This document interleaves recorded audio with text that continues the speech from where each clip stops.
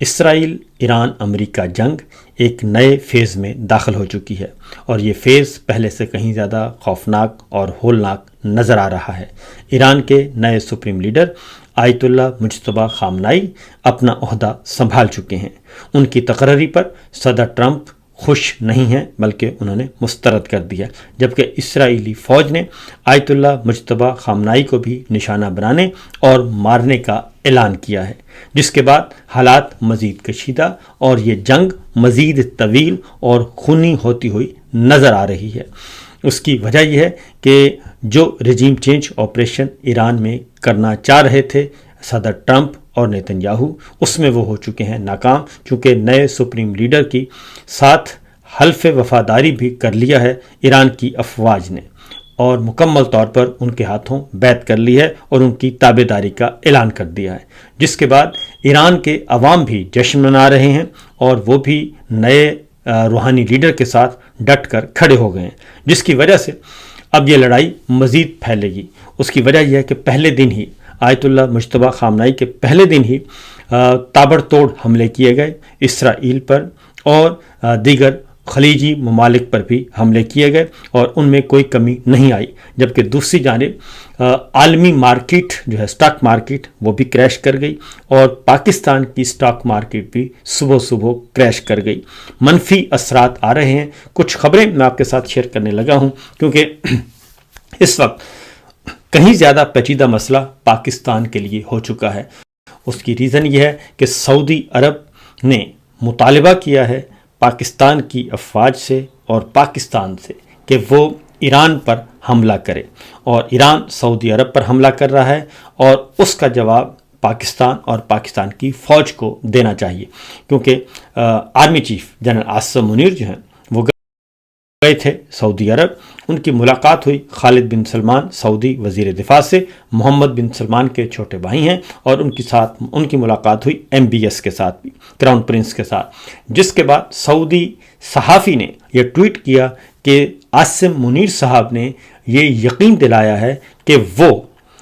ایران پر حملہ کریں گے۔ یہ خبر ان کی طرف سے آئی ہے اور اس کی خبر کی ابھی تک کوئی تردید نہیں ہوئی، جبکہ اس کے ساتھ ہی ابھی یہ خبر ڈسکس ہو رہی تھی اور اس کے منفی اور مثبت پہلوؤں کا جائزہ لیا جا رہا تھا کہ کیا پاکستان کو ایران پر حملہ کرنا چاہیے اور کیا ایران سعودی عرب کی بات ماننی چاہیے، کیونکہ سعودی عرب نے پاکستان کو یاد دلایا ہے عاصم منیر صاحب کو کہ جناب آپ کا اور ہمارا ایک دفاعی معاہدہ بھی ہے۔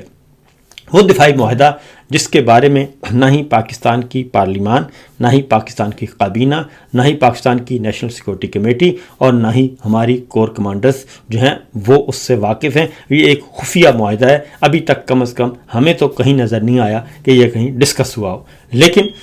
سعودی عرب کی طرف سے جب یہ کہہ دیا گیا ہے تو اس کا مطلب ہے یہ معاہدہ ہے، اور انہوں نے اوپن سوشل میڈیا اکاؤنٹ پہ یہ ساری بات کی ہے۔ اب یہ ابھی چیز ڈسکس ہو رہی تھی کہ اب ایک اور خبر آئی آج، اور وہ خبر اس طریقے سے آئی کہ پاکستان نے سعودی عرب کو طویل مدتی اقتصادی تعاون کی 8 اہم درخواستیں دی ہیں، اور پاکستان نے سعودی عرب کی حکومت کے سامنے طویل مدتی اقتصادی تعاون کے تحت 8 درخواستیں پیش کی ہیں، جن میں موجودہ چھوٹے عرصے کے $5 ارب کے ذخائر کو 10 سال کے طویل مدتی سہولت میں تبدیل کرنا ہے، یعنی جو $5 ارب زر مبادلہ کے ذخائر کی صورت میں ایک قرض کی صورت میں پاکستان نے لیا ہوا ہے، ایک کمرشل لون ہے جو ہر 3 مہینے بعد 6 مہینے بعد اس کو ایکسٹینڈ کروایا جاتا ہے۔ اب اس $5 ارب کو 10 سالہ طویل مدتی سہولت میں تبدیل کرنے کا ایک درخواست ہے کہ اس کو 10 سال کے لیے آپ منجمد کر دیں، اور دوسری ہے جی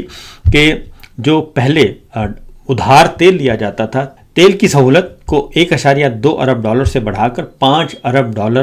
کرنا اور اس کی مدت میں اضافہ کرنا، اور بیرون ملک پاکستانیوں کی رقوم $10 ارب کی سیکورٹائزیشن کرنا اور دیگر امور بھی شامل ہیں۔ یہ پاکستان نے سعودیہ سے 10 سال کے لیے $5 ارب ڈپازٹ اور $5 ارب کی تیل کی سہولت کی درخواست دی ہے۔ یہ یہ جیو اور دا نیوز کی یہ خبر ہے، مہتاب حیدر صاحب نے یہ خبر دی ہے، مستند سینئر صحافی ہیں اور انہوں نے خبر دی ہے، تو اس کا مطلب ہے کہ یہ خبر درست ہے۔ اب اگر اس خبر کو جو یہ آئی ہوئی ہے جی، اب اگر اس $10 ارب کی خبر کو اور اس کے ساتھ جو پاکستان کی طرف سے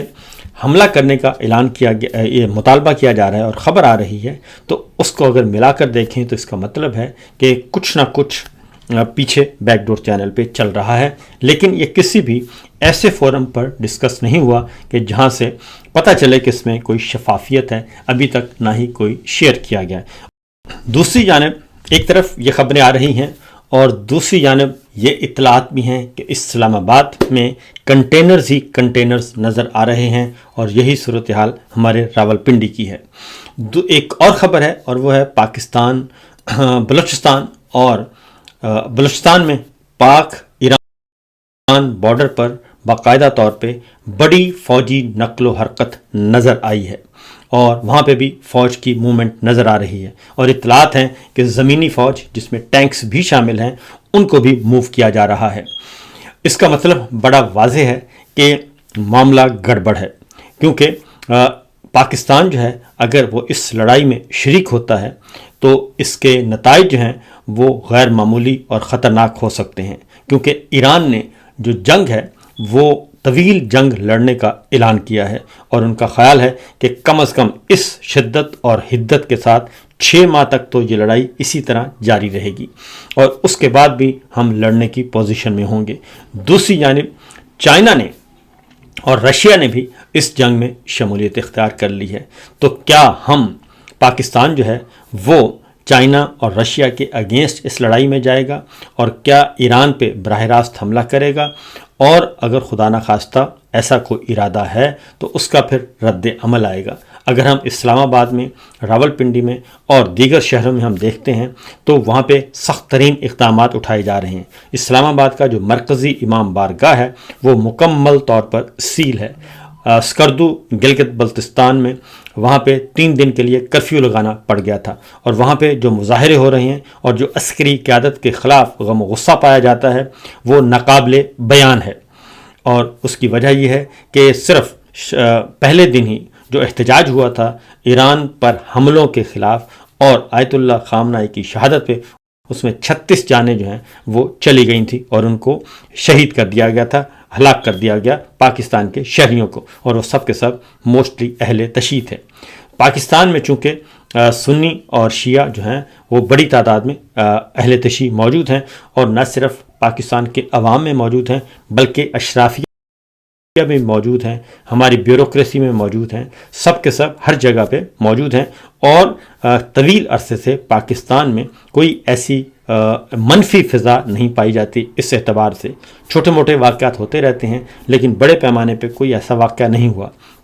اگر اب یہ خدا نخواستہ سعودی عرب پہ حملوں کا جواب اگر پاکستان کی طرف سے ایران پر دیا جاتا ہے تو اس سے جو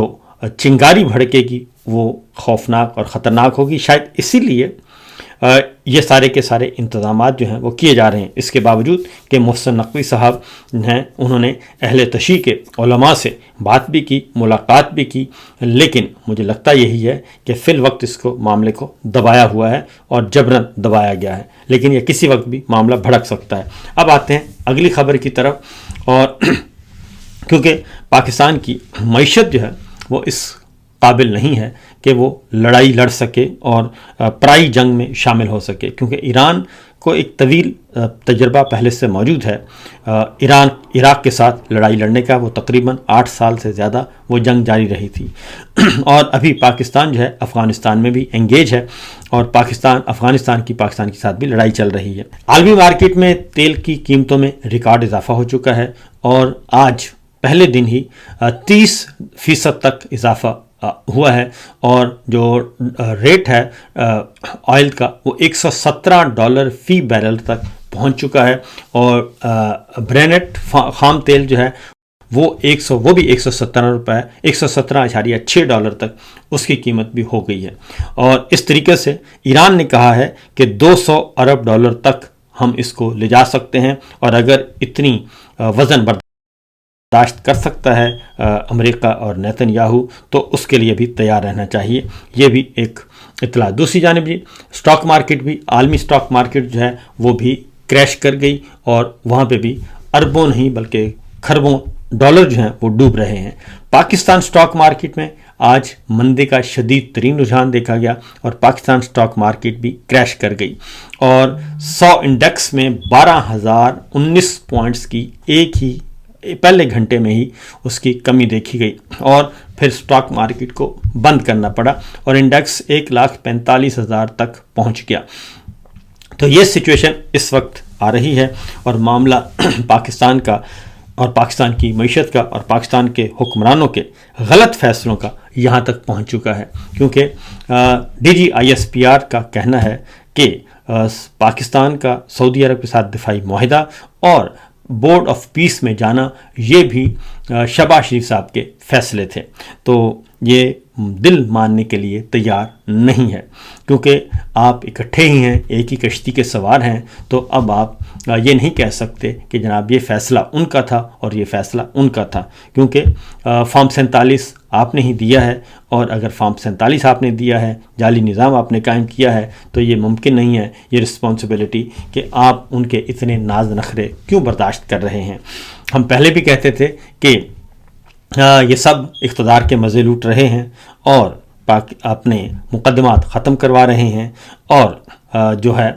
اس کا خمیازہ جو ہے وہ آنے والوں کو بھگتنا پڑے گا، اور فوج کو کتنے نفلوں کا ثواب ہے، اور تمام ادارے ان کی خواہش پہ ختم کر دیے گئے۔ تو اب کیا ہوگا؟ ابھی بھی ہم یہ کہیں گے کہ پاکستان کو ایران پر حملہ کرنے کے بجائے اس لڑائی کو ختم کرنے کے لیے کام کرنا چاہیے، کیونکہ امریکہ کی طرف سے یہ خواہش بھی آ چکی ہے۔